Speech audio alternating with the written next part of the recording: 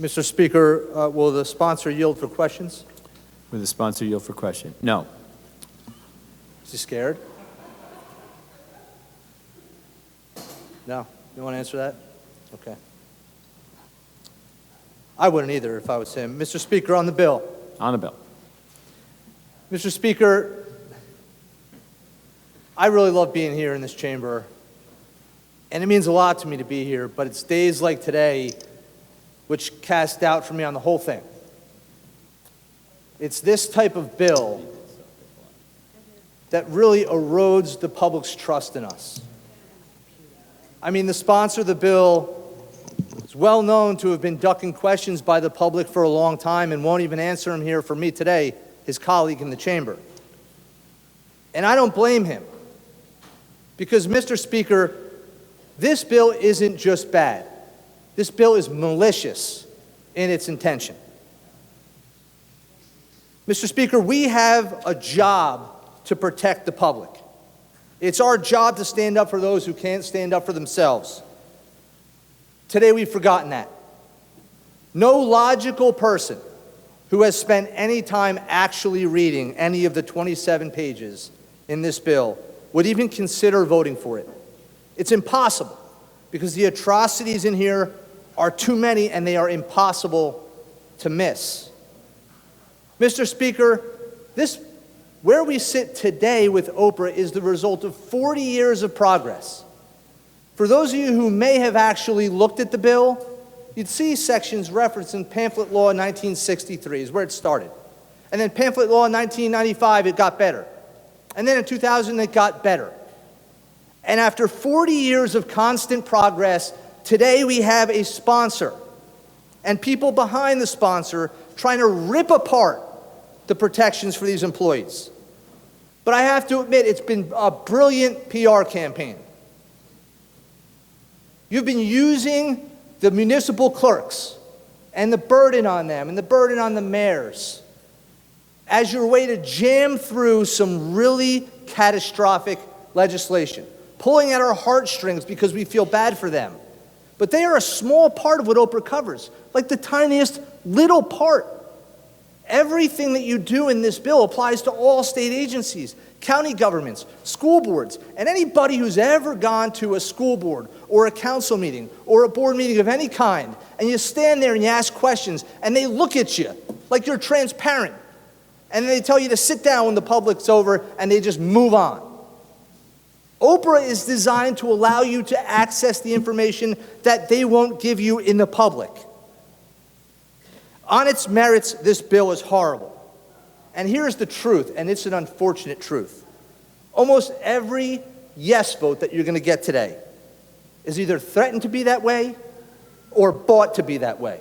And it's disgusting, Mr. Speaker. Here's what the bill does not do. The bill doesn't in any way, shape, or form limit any commercial requests. It doesn't get rid of any data mining. All the stuff that you started with this bill to get all the clerks behind you, it doesn't do any of that anymore. It doesn't reduce the volume.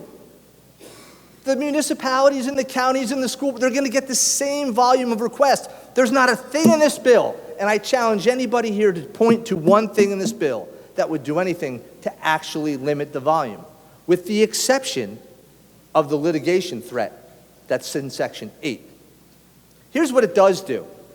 The bill oppresses the public. And for those of you progressives in this chamber, I have no idea how you rectify this with yourselves, how you can stomach this. This denies people access to documents through the fear of litigation. Forget the rosy fake picture the sponsor painted of that Section 8 in here, which is now Section 7 in the revised copy. The reality is, it gives a government agency the right to sue you for putting in OPRA requests. And that's the truth. This bill also spends $10 million. A couple minutes ago, people were up complaining about school district cuts. Everybody in this chamber's got up, they're violating. Oh, my school district is losing money. But then you spend $10 million on this? The rationale blows my mind. And for those of you who might have taken the time to research it, this also is going to be $96,000 a year in salaries for the Government Records Council, which has existed for 20 years with not paying them anything. And since I'm assuming somebody has a job they want to give somebody, it removes the prohibition against you being a public employee. So a public employee can be on the Government Records Council, get paid $12,000 a year, and add that to their pension. So we're probably paying them $6,000 a year for the rest of their life, which is insane. Mr. Speaker, this bill kills 40 years of progress.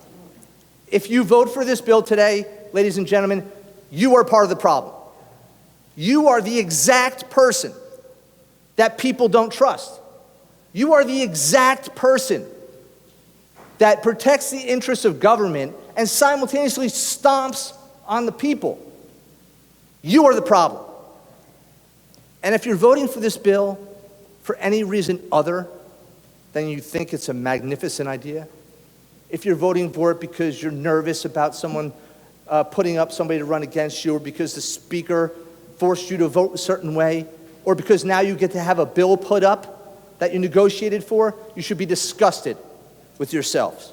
You're a pawn, and I'm embarrassed for you. Ladies and gentlemen, this bill is awful. It's disgusting. And it represents everything that the people think is wrong with government. And I'm embarrassed to be here today even talking about it. Thank you, Mr. Speaker. Order.